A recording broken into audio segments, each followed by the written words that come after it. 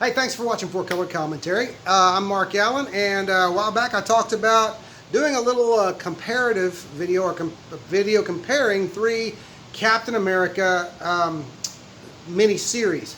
And because I just so happened in 2 or 3 months' time to wham, get these for nice and cheap. And one of them was a series that I remember getting at the outset, from the outset, whenever it was first published.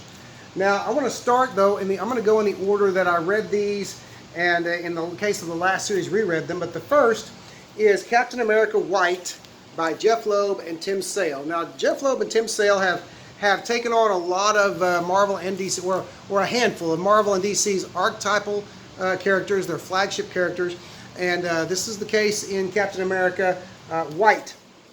This story is, now I'll just say it from the outset, I like I respect Tim Sale for having a very distinctive art style, and it is very action oriented, and a lot of people love his stuff. If you are a Tim Sale fan, you will enjoy this.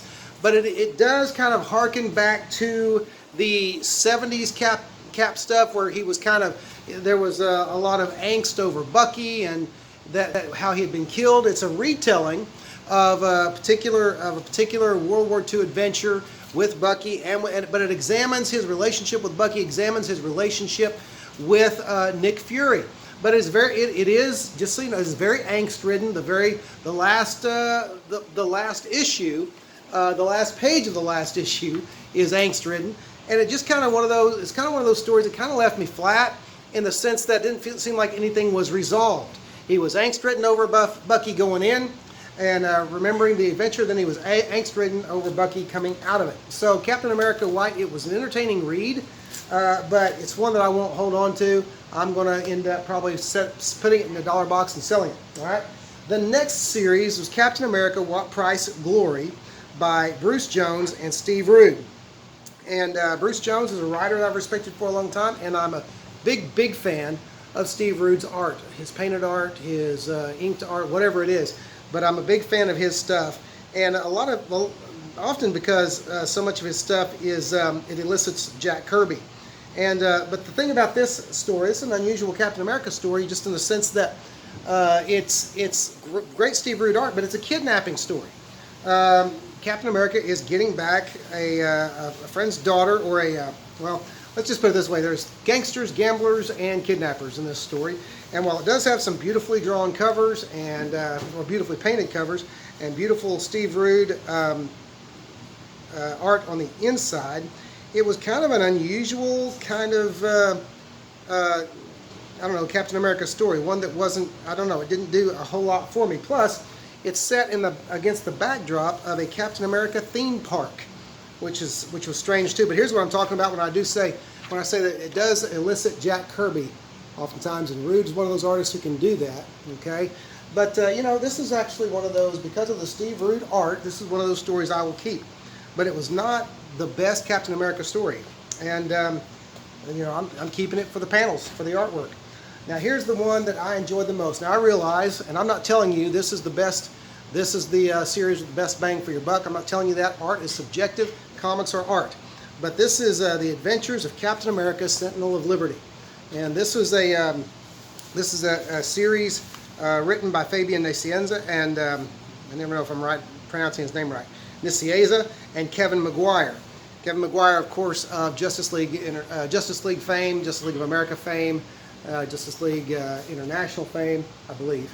But this is the only. I'll tell you this. This is the only comic story that I've ever seen him do seen Maguire draw that wasn't a humor-based comic.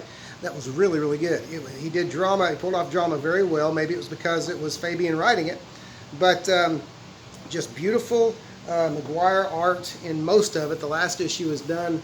By a different artist, and then the third issue is actually, he has an assist from that same artist. But this is a story that harkens back to the creation of Captain America. And when I read this story, even though I hadn't heard much about this story in a long time, nobody ever talks about Captain America Sentinel of Liberty anymore. I read this story and I got the vibe that somebody when they were making the Captain America movie several years ago, I think they read this story. It had the same feel, it had the same vibe, except for the fact that that Steve Rogers wasn't a short, skinny, 98-pound weakling. He was a taller, skinny 98-pound weakling.